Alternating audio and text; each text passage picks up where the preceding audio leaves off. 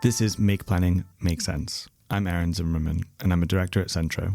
Our episode this week is a panel discussion on Section 106 legal agreements with Hannah Irish, associate at the law firm McGuireWoods. Practitioners in the sector will know that S106 legal agreements can take ages and can really catch developers off guard down the line. Hannah and I run through key pitfalls and pragmatic solutions to the challenges surrounding Section 106, which are all too common. This is our first episode recorded in front of a live studio audience, which was a lot of fun. Thank you to everyone who attended. Special thanks to Crew UK for presenting the panel discussion and to Pulse Consult for hosting the event. Please be sure to give the podcast a follow on your preferred platform, recommend a favorite episode or two to your network, and continue the conversation on our media channels, MPMS Podcast, on Instagram, X, and Blue Sky. Here is our panel discussion with Hannah Irish.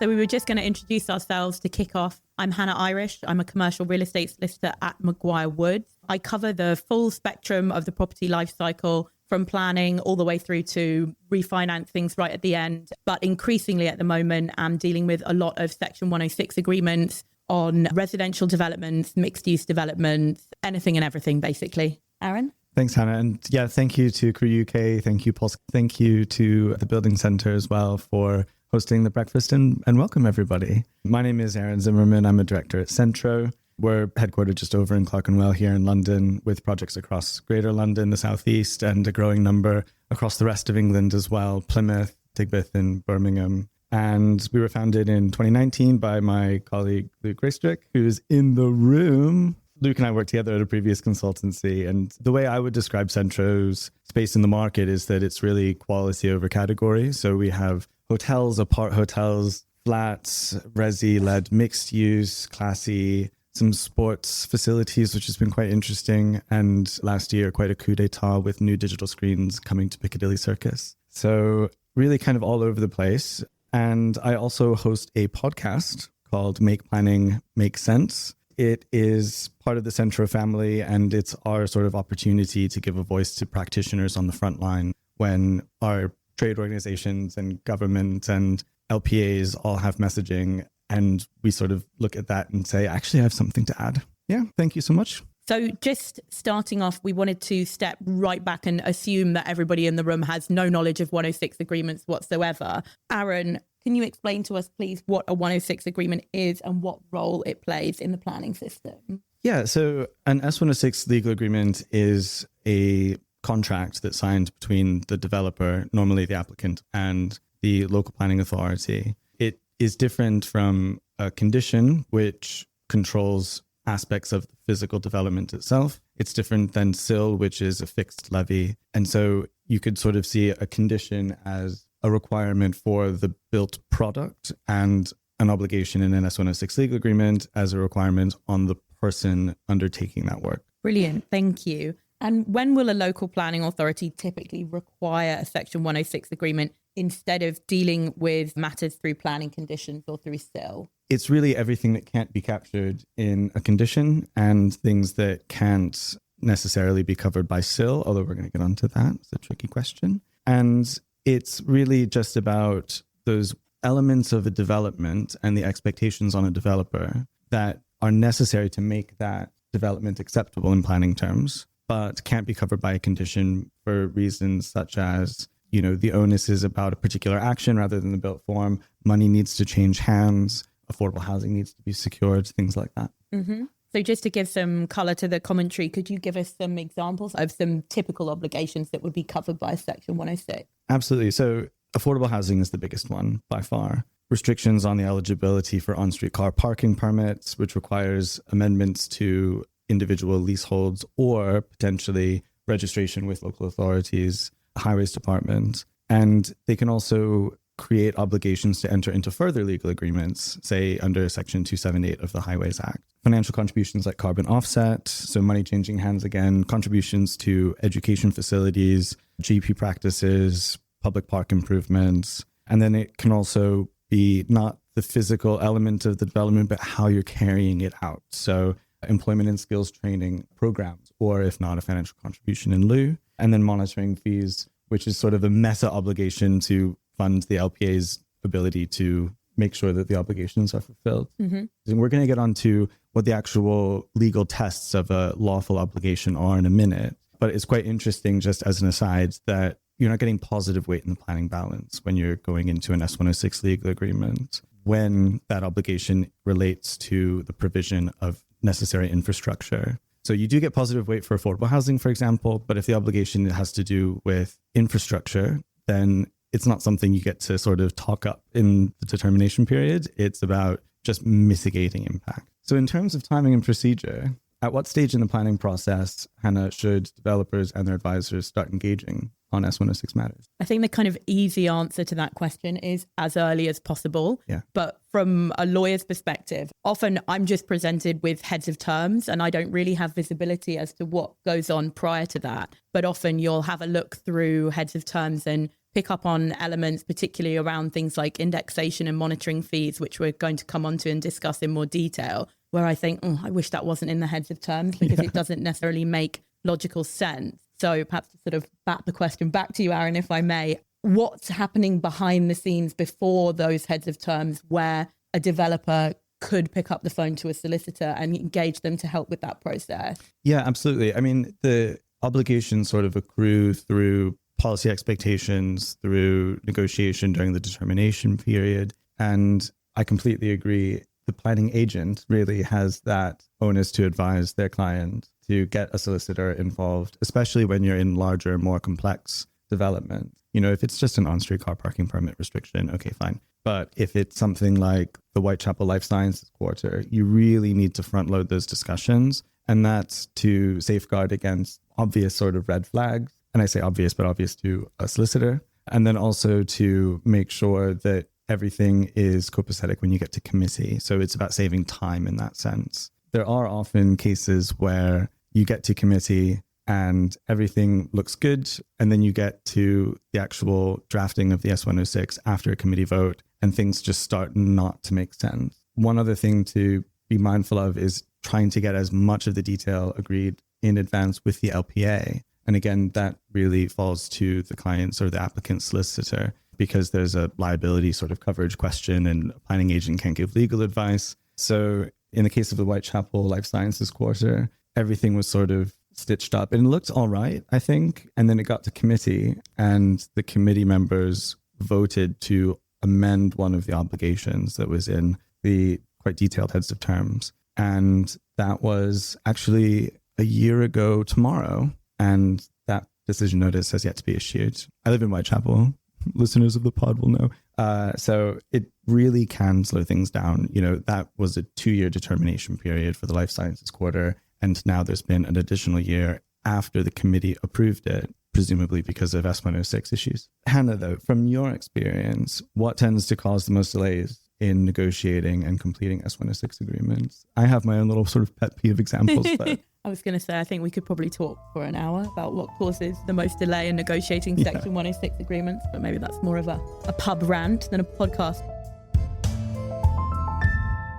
From my perspective, I think a lot of delay tends to come right at the beginning of proceedings. So I'll get approached by a client with heads of terms for a 106. You'll agree that the engagement's going to go forward. I'll get in contact with the relevant person in the council's legal team and then tumbleweed for a significant period of time. I imagine what's going on behind the scenes, as I'm sure we're all familiar with, both through work and just life, is desperate underfunding of councils in all sorts of ways. A lot of underfunding within planning, within council legal services. So perhaps it's as simple as a capacity issue, allocating each transaction not just to an appropriate person, but a person with the appropriate level of seniority. I'm often seeing complex transactions being dealt with by legal execs or paralegals even, who definitely will be going to more senior people behind the scenes, but those senior people are often not accessible to me throughout the course of negotiation.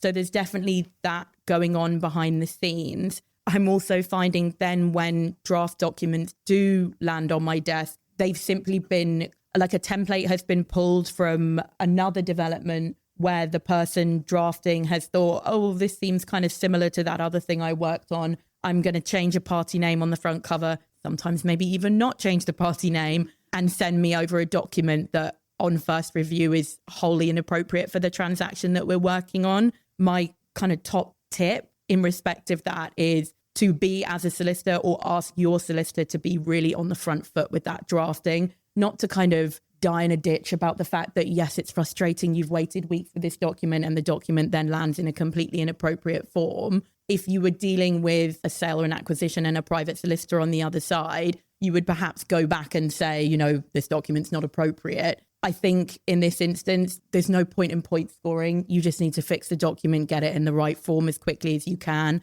Hold the pen if you can and do as much of that legwork as you can as a lawyer. Time is money, right? Exactly. Exactly. Yeah, I think just like planning, a lot of planning and development in the sector has been sort of air quote front loaded into the private sector, right? So our planning statement is meant to be essentially an officer's report, a committee report, but sort of done for them. And whatever you can do for your solicitor to front load that first draft, which is often the most time consuming bit, just getting it up on its feet. And if that saves you 2 months, then it's just more than worth it. Yeah, absolutely. Completely agree. Yeah. One more thing to add as well, just in terms of process overall, something to be mindful of are the ever-changing guidance expectations for appeals. So last year, the S106 drafting was front-loaded into that point of lodging an appeal. And that's something to bear in mind when maybe you're staring down a deadline, then you need to appeal non-determination. You're sort of 3 extensions in, nothing's happening, and you really kind of find you don't have much of a choice.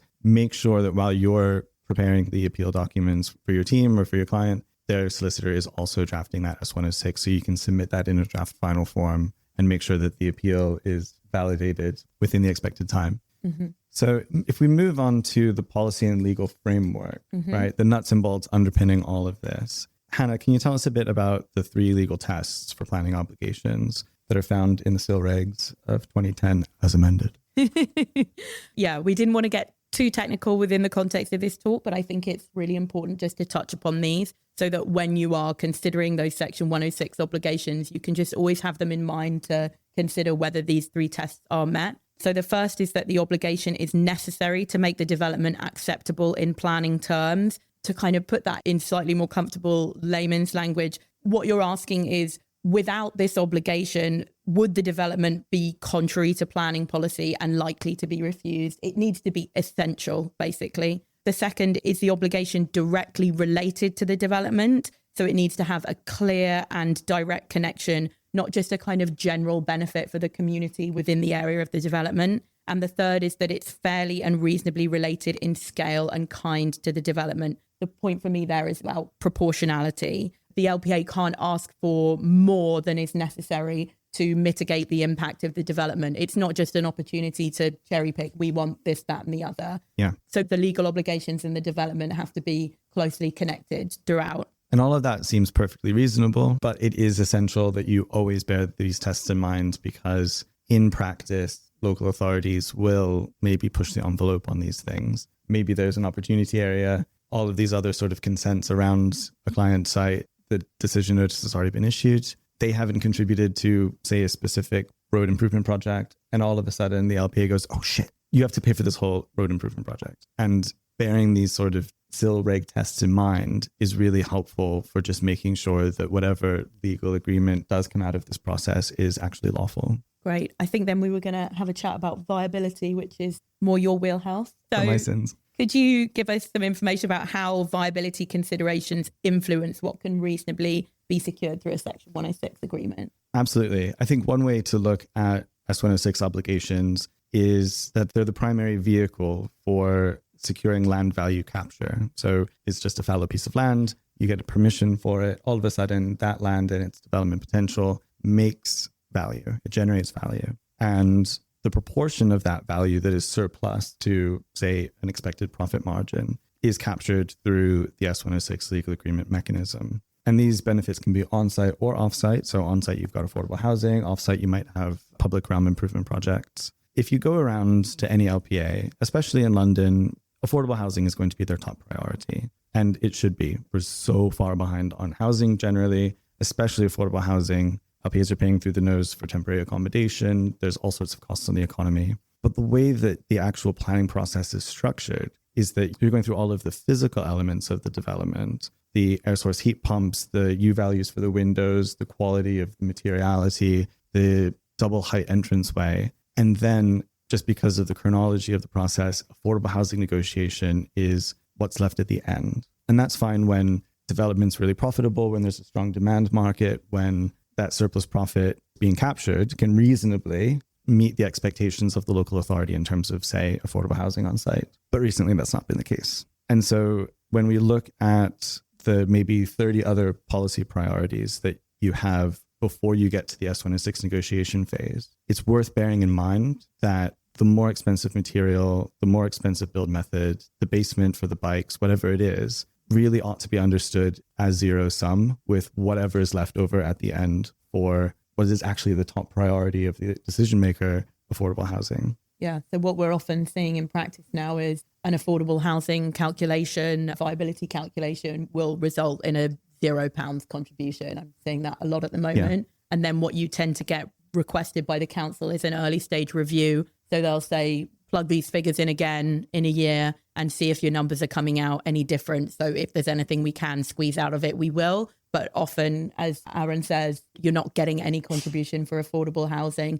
on the basis that the profit margins just aren't there at the moment. Absolutely. Episode 9 of the pod covers this really well. And it's a really interesting discussion just in terms of what the priorities of planning are and how those are necessarily not borne out through the way that the planning process is structured. So some design considerations, of course, are also subject to viability, things like residential unit mix. But the process is built in this way that effectively the physical components of the development are siloed from the S106, which does create problems down the line because you still need the decision maker on board and you can have the best scheme possible. But if the affordable housing offer is far below or maybe nil, relative to the policy's expectation, then it's a bit of a storm cloud over the whole mood, isn't it? Other financial obligations, of course, can also be negotiated and are also subject to the surplus profit being available. We have been in situations before where there needs to be a frank conversation to the decision maker.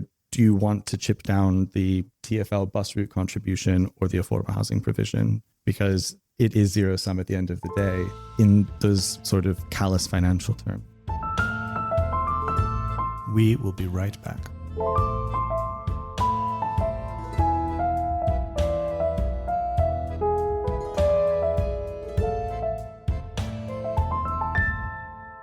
Let's get into some case studies. Hannah, go. No, can you give us a bit of a background as to the legal situation here and how you got involved? Sure. There was one particular 106 negotiation that kept coming up time and time again when we were doing the prep for this session, probably because it was just littered with so many clangers. But I think it was a really useful learning experience, both for myself in terms of negotiating these and just by way of what can go wrong. I had a developer client come to me way after the fact, which is also always the worst time to get involved with a Section 106. They had bought one plot on a wider development site. So let's say they'd bought plot 1 and there were 5 plots on the development site. The Section 106 predated their involvement. So say, I think it was 2018 and they bought the site in 2021. And the Section 106 related to all 5 of those plots. They came to me because they'd reached a point in their residential development. They were reaching, I think, PC of their section,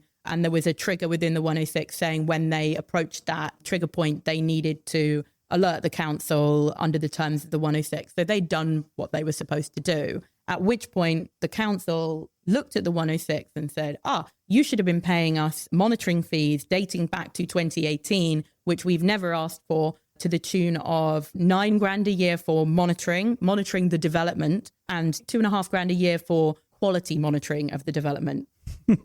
Find the differentiation between those. So the council asked for these fees in respect of the whole development dating back to 2018. My client with his logical hat on said, I only acquired the site in 2021 and I only own plot 1. Under the terms of Section 106, no one cares. Section 106 obligations run with the land. So that agreement bound the land that he purchased. Perhaps there was a reason way back in 2018 why the owner of plot 1 was to cover the monitoring fees for the entire development. And that was something commercially negotiated between the relevant plot owners at the time. We didn't have sight of that negotiation. The agreement just says what it says. So number one, big learning for my client from that was Section 106 obligations run with the land. When you acquire a site, you want your due diligence from a legal perspective to be really watertight. So if you have financial obligations, I would want to see doing due diligence on site acquisition, written confirmation from the council that those sums have been paid.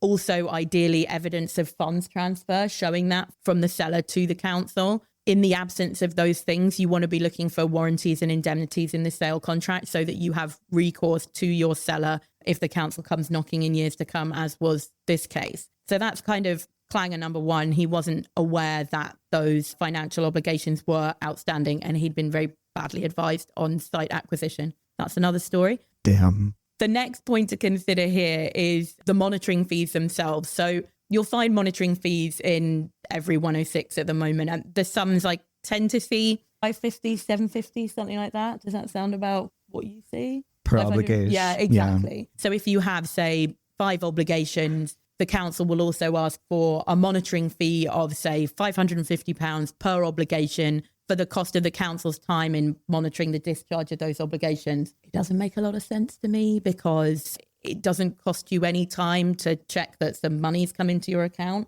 whereas it will cost you more time to check that something's been built or carried out correctly. But there we go. This drafting around £9,000 per year for monitoring a development, for me, that's a planning condition question more than a monitoring fee question, and not something that should be covered or is typically covered within a 106. On top of that, then quality monitoring, what's the difference between the two and why are either of those things being charged for within a 106? Speaking to the client, it then transpired that the council had never been on site to monitor the development in any way. A lot of this period spanned COVID. And in factual terms, this monitoring just simply hadn't been carried out. When we spoke to the council and said, please, can you let us know what monitoring has been done here? The response we got back was, the council has worked very hard to monitor the development. No further evidence. All of that aside, legally, the sums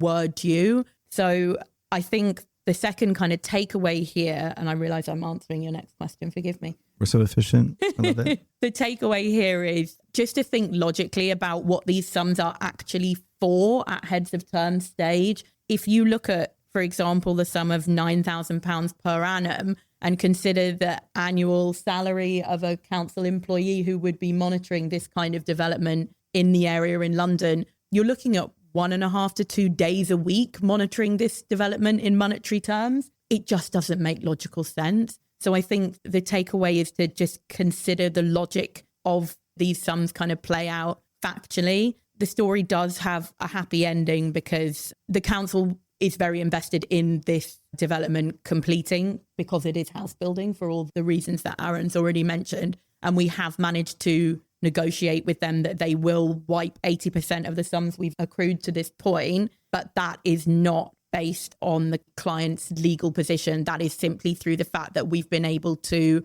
put pressure on them because they want a continuing relationship with this developer. This is not a situation you want to end up in. So I think the learning for everybody here is going right back to what we said at the beginning. Yeah. Get involved as early as possible within these negotiations and just take a step back and put a logical hat on when thinking about how the financial obligations pan out and whether they are proportionate or not. It sounds like there's also an angle there because the S106 legal agreement is signed by the developer, often the applicant, but also runs with the land. It sounds like there's also something to keep in mind there that if you're keen to secure planning permission, but then dispose of the site, or if you're keen to buy something with planning permission, to really do your due diligence there. Absolutely. Yeah. There's a real risk of wanting to rush things through, particularly with the delays that we see time and time again in the planning process, and agreeing to things too quickly with a view to getting that planning secured and maybe carrying out that sale. Whereas these obligations, because they carry financial obligations, they obviously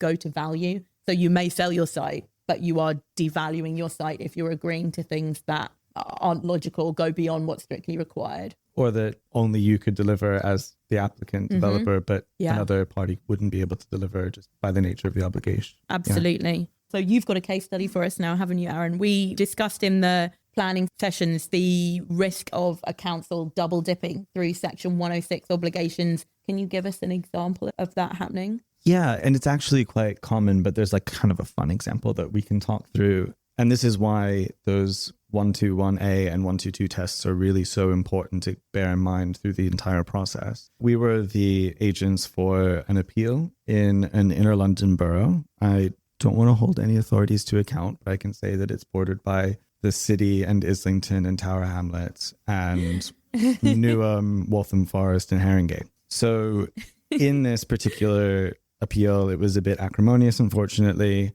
and this authority had an S106 SPG, right? We've got an SPG, it's got all the maths, it's got all of the need, it's got all of the different types of contributions, sustainable transport, education, what have you. Can you tell us what an SPG is? Yes. Supplementary planning guidance, which is something that is a material consideration in planning decision making, but is not part of the development plan. And that's really kind of important when you're scrutinizing the weight that should be afforded to an SPG, because it doesn't need to go through an examination in public by the inspectorate where somebody's actually testing the soundness of it. There's a public consultation period. The council's not obligated to then change what it's proposing because of the public consultation. So they're a little bit more free for all. And again, that's really important, not only in terms of S106 obligations, if a local authority has that SPG, but really any SPG. Has it been sense tested by a third party beyond just public consultation? So this particular authority, Champ named, has an SPG on S106 contributions, and their initial position for the heads of terms for the S106 legal agreements included quite sort of full hefty sums for each of these sort of things covered in the SPG. And their fallback was always that they have an SPG. It's right here. It's been printed and everything, right? But again, we have to remember the 122 tests. It needs to be necessary, directly related to the development, and fairly and reasonably proportional. We need to remember as well that local authorities are required in the 121A test to publish an annual infrastructure funding statement, which is essentially an index of all of the projects that they want to fund either wholly or in part with SIL. But if something's already being funded by SIL, wholly or in part, we go back to the 122 tests. Is this necessary to pay something in addition to make it acceptable in planning terms? Is it directly related to the development?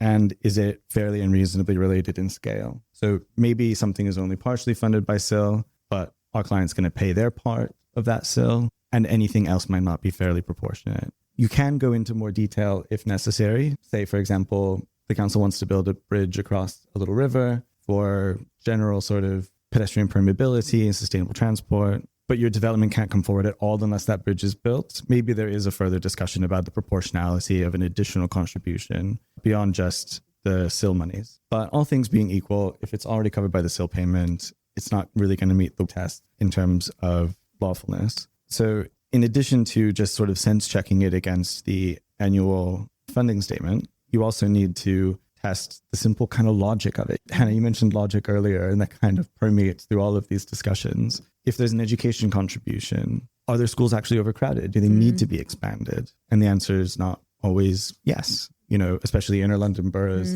are seeing a general sort of decline in school age population. And so they actually might just kind of like want the money. And I understand it because LPAs are really hamstrung, but is that going to be a lawful contribution? That's such a good point, I think, particularly on education, because you do hear as a parent a lot in London at the moment that schools are much less oversubscribed than they used to be, undersubscribed. But when I look at education contributions in 106s, you see it as a simple metric. There will be this many residents. This is how much a school place costs. But I think that whether schools are under or oversubscribed piece of the puzzle is missing from that. Yeah, absolutely. Absolutely. And some of that is just a bit of independent digging, really. But it's really important as well. And proportionality as well. The SPG, strictly interpreted, wanted, I think, about £25,000 for sustainable transport contribution, but that just wouldn't be proportionate to the number of units, and it's already in PTAL 5 or whatever. So just really sense checking it, using that logic. And in the end, through negotiation, we were able to reduce the liability in the S106 by about £100,000, which is genuinely meaningful, especially when viability is halting development sort of at all. Yeah. That kind of money is going to be really important to be mindful of when you're securing financing, when you're looking at developer risk. And what was the council's response when you pointed out? I mean, the council were quite unhappy, right? They have this SPG. They had the position that that's it, right? You know, it was only through the course of the appeal hearing that the inspector had to sort of hold them to account through his questions and say, well, if they're already doing an open space contribution, why is this additional open space contribution needed? If the schools are actually underattended relative to capacity, why is this education contribution needed? Is 25 grand for bus improvements or sustainable transport improvements proportionate to the development? The image that always comes to my mind is sort of like, have you ever like tried to take a toddler into a business or school or wherever and they don't want to go, or like hostage dead weight kind of. It's just, you have to be persistent in some cases because you're not going to get like fair point, mea culpa, right? Like, my bad. Sorry, our SPG that we work so hard on is actually kind of unlawful. So you have to really just be persistent on these points, but they do matter because they have actual implications for deliverability. And again, I understand that this is what happens when councils don't have money. Everything is a little bit of a potential revenue source, right? Pre-apps are really expensive now. Everything, might need a PPA depending on the authority when it really doesn't. These are essentially understood as revenue streams because they're not properly funded in the normal ways that they were, say, before the financial crash, which just creates tension because while I sympathize with that, you also need to be working for your client's interest and frankly, toward a lawful legal agreement. I think we were going to wrap up with our top tips. Yeah, absolutely. Wonderful. So just circling back to some of the things I mentioned during the case study and before, my top tips from a legal perspective are never forget that the obligations run with the land. So on site acquisition, make sure that your due diligence is watertight. 106 obligations you should either find on the title to registered land or they should show up in your local land search. You want to see evidence of discharge of any financial obligations, and lacking that evidence, or even better, together with that evidence, warranties and indemnities in any sale contract. Ask your solicitor to hold the pen on any drafting, to be on the front foot and just fix any kind of dud drafting that comes through from the council rather than point scoring. My third one is beware adding unnecessary signatories. So if you have a 106 that applies to a really large site and there are various different entities involved, from a pragmatic perspective, it works much better to split that up into separate 106s that apply to each plot separately. So now in my case study situation, when we're looking to vary that 106, we've got to go door knocking on all the owners of every other plot and join them in. They're going to want their fees covered. It's just a headache that could have been avoided. Indexation, we actually haven't talked about, have we? Indexation nation. Yeah, kind of tell us about it. Indexation, we see basically applied to every financial obligation in a 106 at the moment. It's basically to allow for inflation. Now, sometimes this makes sense. If you have a financial amount agreed between a council and a developer at, say, outline planning stage, then later on you go to full planning and you've got the 106 kind of superseding that original 106. It would make sense to apply indexation there because a period of time has passed and you need to allow for inflation. But what I'm seeing, for example, is indexation applied to the council's going to carry out some works and then ask the developer for the cost of them, and they're going to be indexed, even though you're asking for them within 28 days. So you're applying indexation dating back to the date of the agreement, even though the sums have only just been incurred. It's just a bit of a try on, and I would consider whether inflation should apply in any particular circumstance. Similarly, monitoring fees, as I mentioned earlier, just think about them from a logical perspective. The cost of monitoring the implementation of an obligation is what we should see. The cost of monitoring a development itself or quality monitoring, I wouldn't expect to see, and I would suggest pushing back on. And then my last one is clarity of triggers for payments or obligations and compliance metrics. So what we want to see here, for example, is payments being due on occupation, and occupation being nicely defined within a 106, not having payments being due prior to occupation, for example, which is really woolly and going to cause an argument. That's mine. Over to you. No, absolutely. I would just add, related to the example where there was an outline permission and then different phases, this is also relevant for places where there's a complex public realm where multiple landowners need to be involved, or where there's potentially a drop-in application. It's really important to make sure that the client is agreeing to obligations that are actually in their power to fulfill. And where that's not the case, where maybe there's an expectation to speak with an RP, right? Or an expectation to, again, stitch together a particular bit of public realm improvements, it's really important, in our view, to have a reasonable endeavors clause or a time limitation, something like that, that makes sure that a specific obligation doesn't have power outside of the client's control that could actually potentially deaden the ability of that development to come forward. Again, beware of the 121A and 122 tests in the SIL regs. LPAs do often push the envelope on that, and I don't think it's always malice. I think it's also just the complexity of the regulations, the interest in getting something up on its feet, the interest of the S106 legal agreement being simple and straightforward. But that does mean, in combination, really need to be mindful of those in every instance. Don't take SPGs on financial contributions at face value. Check the council's SIL expenditures, which are published annually. Check their maths, and sometimes we'll go back to an LPA and say, actually, it's about £8,000 more than what you've suggested, or actually it's £40,000 less. So it's really important to just understand what metrics are going into that equation and if the equation has been calculated correctly. It's such a good point. I would always say the same thing on rent reviews or service charges. Run the figures. A metric that looks fine on paper, you need to put in some dummy figures and just actually check it spits out something logical. Trust but verify. And investigating need, right? Does that development really create an additional impact on X, right? I think we were going to ask Reese to jump in with a really good tip she came up with in the prep. Yeah, just to repeat it for the folks at home, that was Reese Raymond at Centro. And she made the point of getting through to the right people and the perseverance that can be involved in that. The legwork and the effort that we don't always get to necessarily brag about to our clients, but penetrating the bureaucracy is a task, y'all. And being creative about how you're going to get in touch with the right people in a timely manner is actually really essential. It's thinking creatively about how you can get to the switchboard who actually might be quite helpful to get maybe the home working number or the email address, or maybe even transfer you over to the people that you need to talk to. Yeah. I think our kind of main takeaway from prepping for this session was the need for all of us to communicate, both legal, planning consultant and client, and not to see this process as being siloed. I think often as I mentioned, I get heads of terms as a fait accompli. Ideally, I would be involved earlier in that process. Ideally, I will continue to communicate with the planning consultant as well as the client. I should say so. Ideally.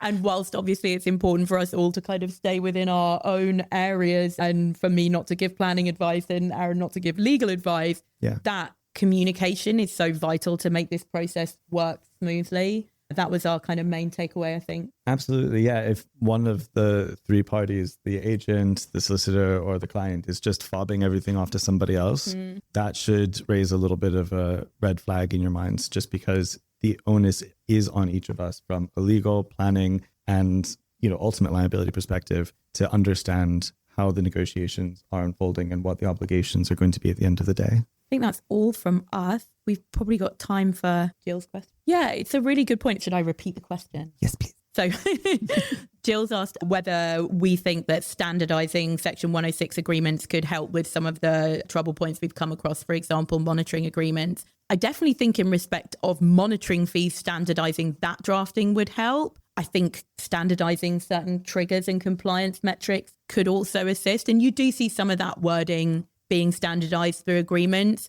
but certainly, it would flag up when things were so far away from what you would expect. Yeah, definitely. Yeah, we see it in planning writ large all the time, where everything is assessed on a case-by-case and bespoke way. And in reality, the air quality next door is not going to be that different. That obligation about a restriction on on-street car parking permits is not going to be that different. And so I definitely see the benefit of templated and standardized approaches where you could just sort of drop in the obligations that are relevant, make sure, of course, that they're tailored in the ways that they need to be. But in terms of saving time, we're often kind of sat there from the planning perspective thinking like, how much time does it really take to draft this one up? And LPAs do have templates, and sometimes they copy from other agreements and then you get weird references to streets that aren't nearby or whatever. But if necessary, it might even be worth looking at whether Section 106, as it's written in statute and as it's carried out in practice, is the right vehicle for some of these things that are really just quite straightforward. There could be an obligation for on-street car parking permits that could be translated into just a condition to register with the Highways Office if that were allowed. So it's worth keeping these questions in mind as the national debate and as the debate in Whitehall carries forward with planning reform. Yeah, so the question from our colleague Alex is that if you were to imagine the S106 negotiation before actually going through one, you'd imagine that people are sat around a table and actually talking through this and getting it done. But in reality, it's much more asynchronous and piecemeal, and it can kind of dribble through the determination period. The question then is, through that slow asynchronous process, what might get lost because of that? I feel like you could ask that very same question about any legal negotiation. Why don't we all get in a room, page turn a document like we used to, and get it all agreed in an afternoon? And I wish we did. What gets lost in the process? Capacity on the council end. I think in this instance, it really is that simple. How can we solve it? Pick up the phone wherever possible. I think often people will not want to speak to you on the phone. I try not to take it personally. However much you can drive forward that negotiation by trying to have a meeting, a Teams, a Zoom, whatever, a phone call, rather than the constant exchange of emails. In an ideal world, that's what I would like to see. Completely agreed. And we see that from the planning perspective, just through the process of a determination period as well. If we could get the whole team, the officers, the consultees in a room and actually talk through the trade-offs, break down the silos and break down that 25 minutes you've spent writing an email, which in a meeting might just be, yeah, that's fine, or no, you can actually get so much more done. And part of our work through the determination period and building that mutual respect with officers is really trying to convey that if they pick up the phone to us, we're going to get more done more quickly. And I understand that feeling of, I'm too busy to just take all these calls, but the calls are so much faster than the emails. Yeah, absolutely. Thanks everybody for listening. Hopefully we've answered some 106 questions, and absolutely do reach out to either of us if you have any more or want to chat further. Thanks. Thank you.